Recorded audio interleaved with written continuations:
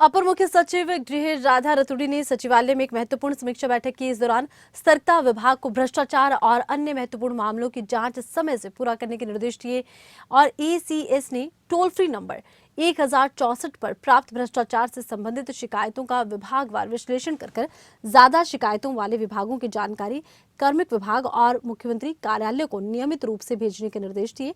कार्मिक विभाग ऐसे विभागों की कार्य संस्कृति सुधारने के लिए प्रभावी कार्यवाही सुनिश्चित करेगा।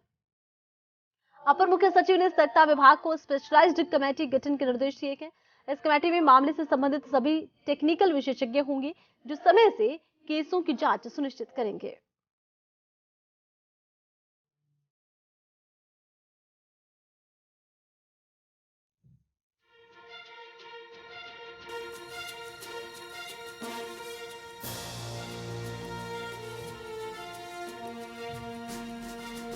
देहरादून में देखिए, हल्द्वानी सेक्टर में 5 के लिए जांच खुली है। राजभवन गठन के बाद अब तक राज्य में कुल 252 ट्रैप हुए हैं। अब तक क्या क्या कार्रवाई हुई है वो आपको बता दें। राज्य गठन के बाद यहां पर आपको हम बता दें कि महत्वपूर्ण रहा है कि 59 केस हैं जिनमें सजा हुई है और ये महत्वपूर्ण जानकारियां हैं, तमाम काफी खास जानकारियां हैं।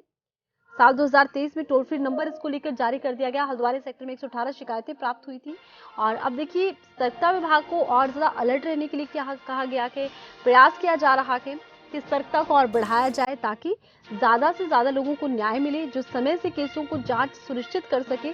उसके लिए सबसे बड़ी बात यह है कि सभी टेक्निकल विशेषज्ञों को इस कमेटी में शामिल किया जाना है। स्पेशलाइज्ड कमेटी का गठन के निर्देश दिए गए हैं। सतर्कता को बढ़ाने पर सरकार जोर दे रही है।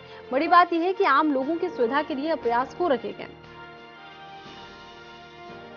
नंबर टोल फ्री जारी कर दिया 1064, जिस पर कि भ्रष्टाचार से संबंधित शिकायतों का विभागवार विश्लेषण कर ज्यादा शिकायतों वाले विभागों की जानकारी कार्मिक विभाग को सौंपी जाएगी। और ज्यादा जानकारी के लिए इस वक्त हमारे साथ खबरें अभी तक के उत्तराखंड ब्यूरो राव शफात जुड़ चुके हैं। राव शफात, देखिए जिस तरह से बैठक हुई है, महत्वपूर्ण समीक्षा हुई है, सतर्कता विभाग को भ्रष्टाचार के खिलाफ प्रभावी कदम उठाने के लिए जिस तरह से तैयार किया जा रहा है, इसको लेकर क्या जानकारी? देखिए, ये बड़ी खास बैठक थी और भ्रष्टाचार को रोकने के लिए इस तरह की बैठक होना आवश्यक भी होता है कि ये सतर्कता विभाग भ्रष्टाचार के मामले देखता है और जो महत्वपूर्ण केस होते हैं उनकी जांच कहां तक पहुंची और कितनी कार्रवाई हुई, इसको लेकर के बैठक थी। एसीएस राधा रतूड़ी हैं, उन्होंने ये बैठक की और जो जरूरी निर्देश है वो भी दिए और साथ ही समीक्षा इस बात भी की कि जो भ्रष्टाचार की शिकायतें आती हैं उन पर कितनी कार्रवाई हुई है।